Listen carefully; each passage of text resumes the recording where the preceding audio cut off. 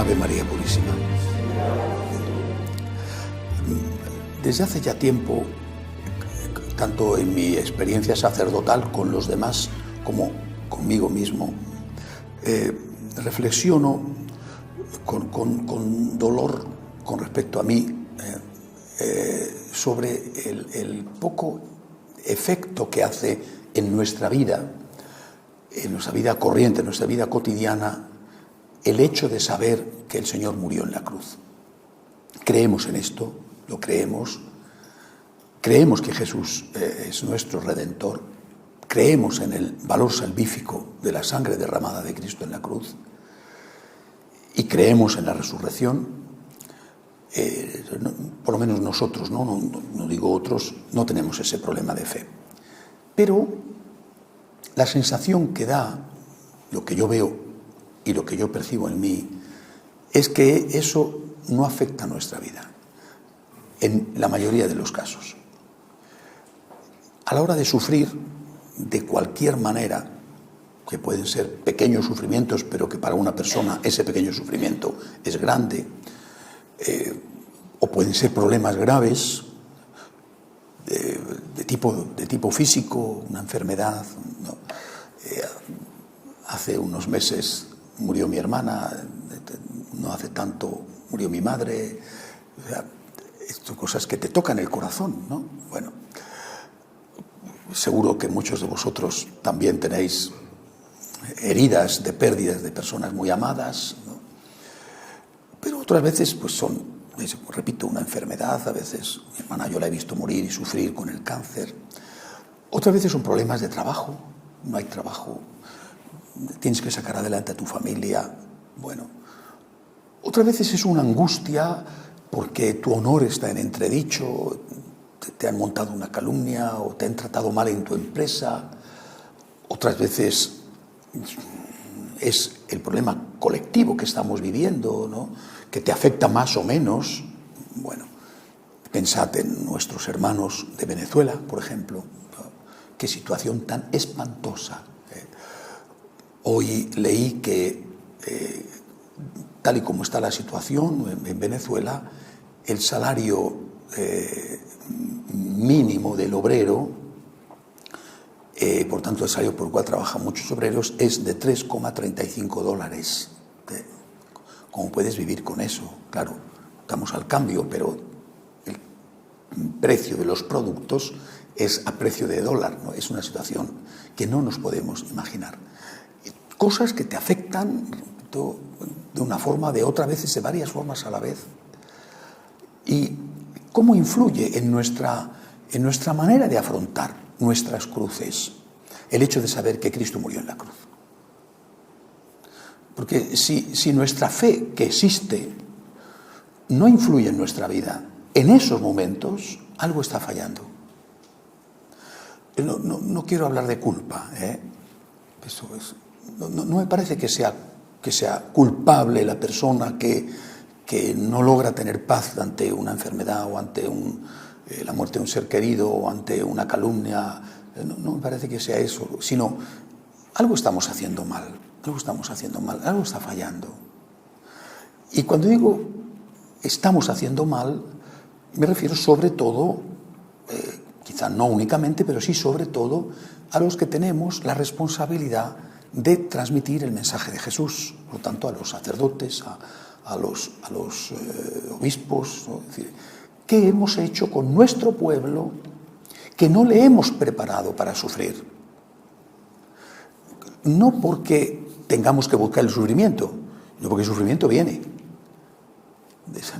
Viene la enfermedad, viene el envejecimiento, viene la muerte, vienen los problemas de todo tipo. Y si no te han preparado para esa hora, aquí hay un fallo. Y puede ser que la culpa no sea tuya, o quizá también algo de culpa tuya, porque también tú has podido prepararte, ¿no? No te han preparado, pero tú has podido prepararte. Pero me gustó mucho la última carta del Papa Benedicto XVI, donde hacía un balance de la situación actual de la Iglesia y donde hablaba él de los niños, de los menores, decía él, de los niños que no en el sentido cronológico, menores de 18 años, sino en el sentido de que no tienen formación. Y cómo a esa gente la están engañando y haciendo daño y están haciéndole perder su inocencia. Tantos sacerdotes que Dios les juzgará están transmitiendo mensajes equivocados y contrarios a la doctrina de la Iglesia. Pero no solamente se trata de malas enseñanzas, sino que es que no hay enseñanza.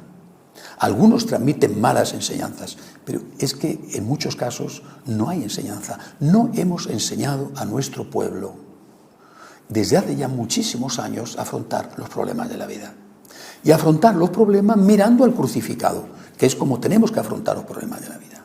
Es decir, la vida no es una sucesiva cadena de desgracias, de sufrimientos y de lágrimas. No es esto.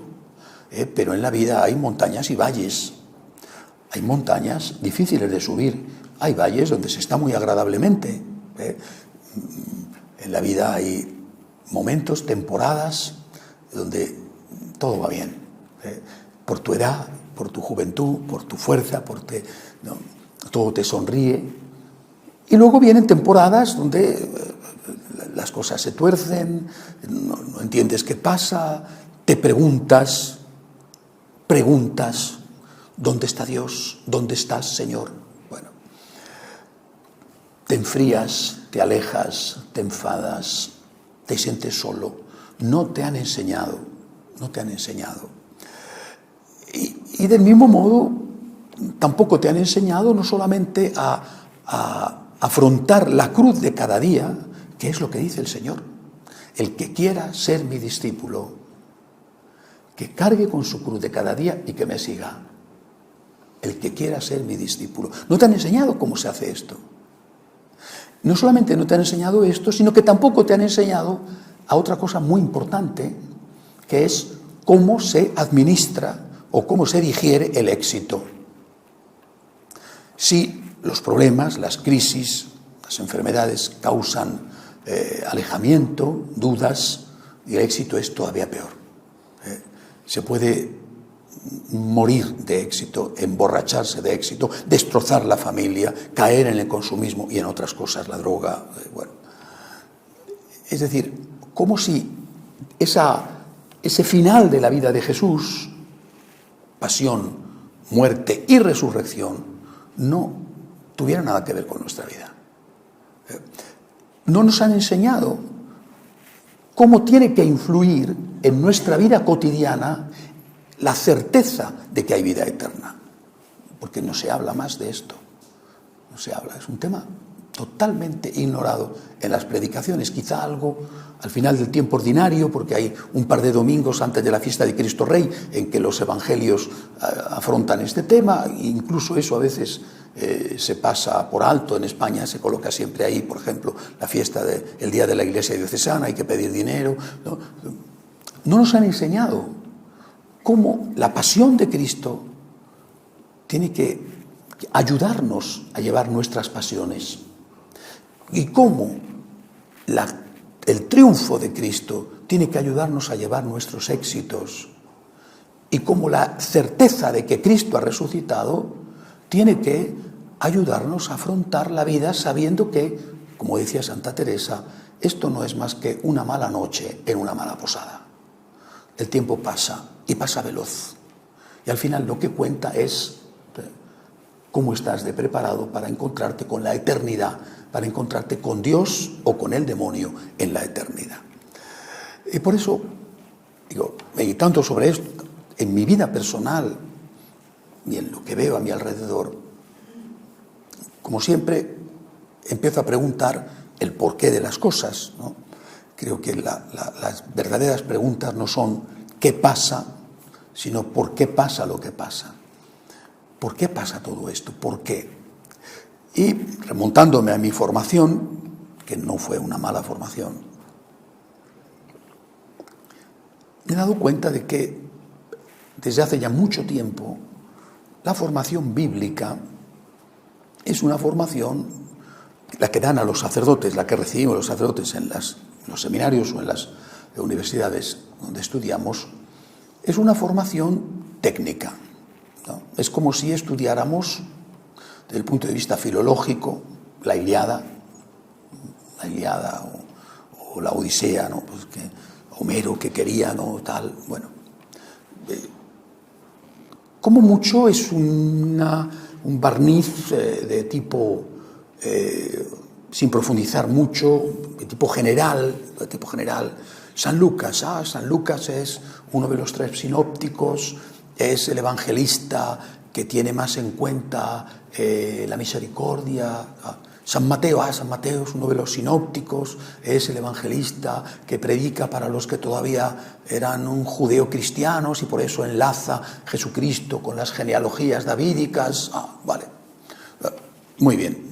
Ese sacerdote se ha ventilado en una asignatura de un curso los 3 evangelios, los sinópticos que se estudian juntos, vistos sobre todo desde el punto de vista técnico, y en otra asignatura, San Juan, incluido las cartas y el Apocalipsis.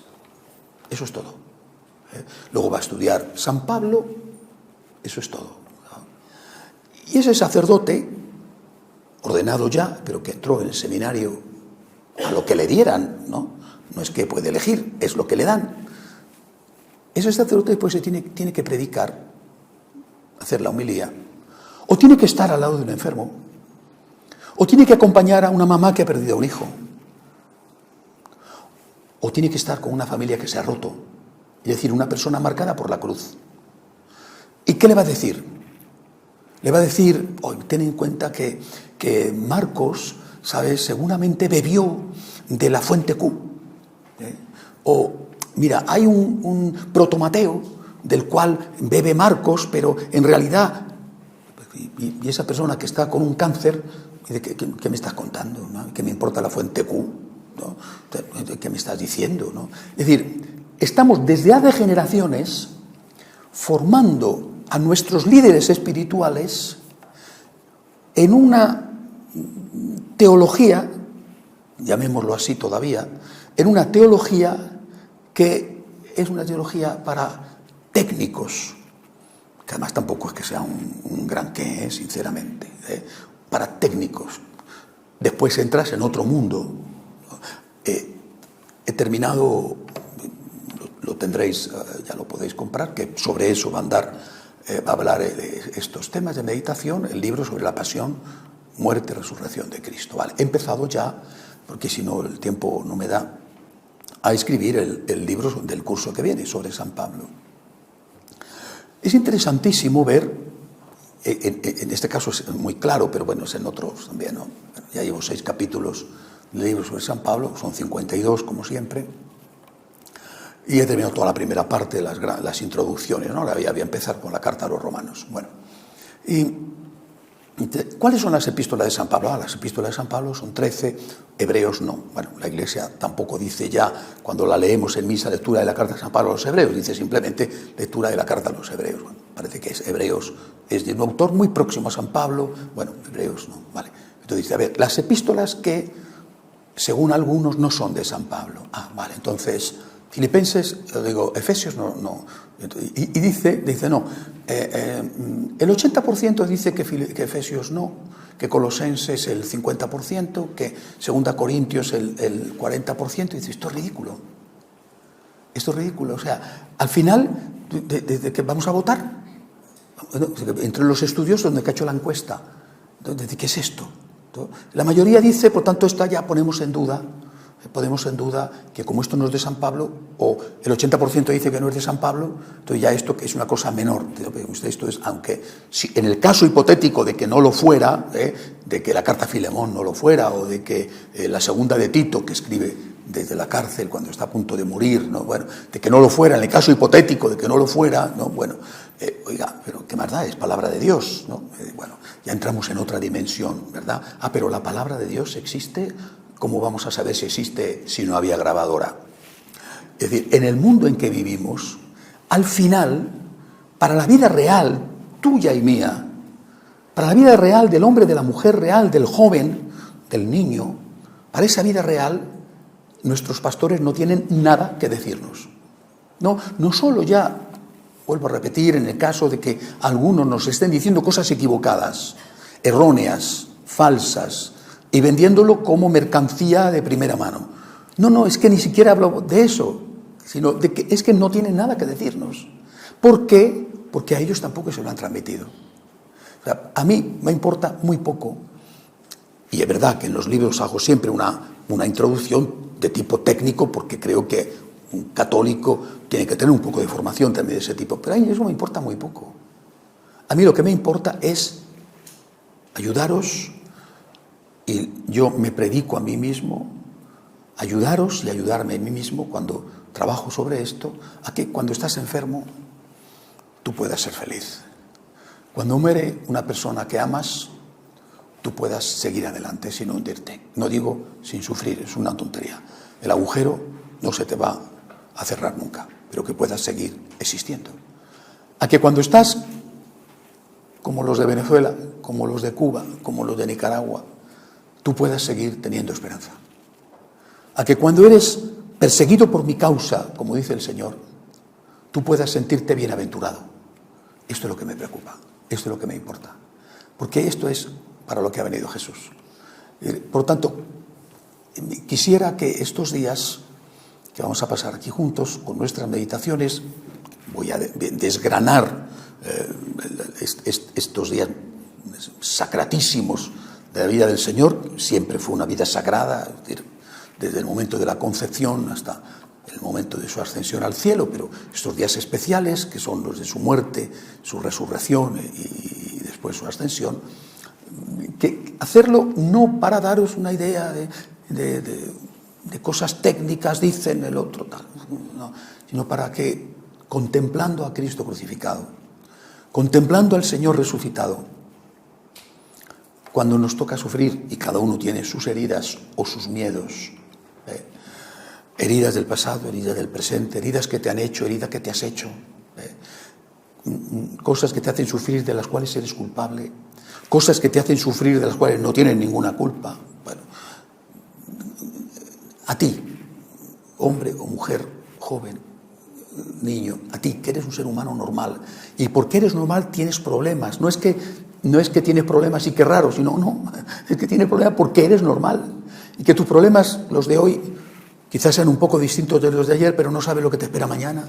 A ti quiero ayudarte a que tengas las herramientas para poder seguir adelante cuando te llega la hora que llega siempre en que la vida te golpea y tú te preguntas dónde está Dios, y le preguntas a Dios dónde estás y cómo puedo yo ahora seguir adelante y ser feliz con esto. Bien, este es el objetivo de estos días de meditación.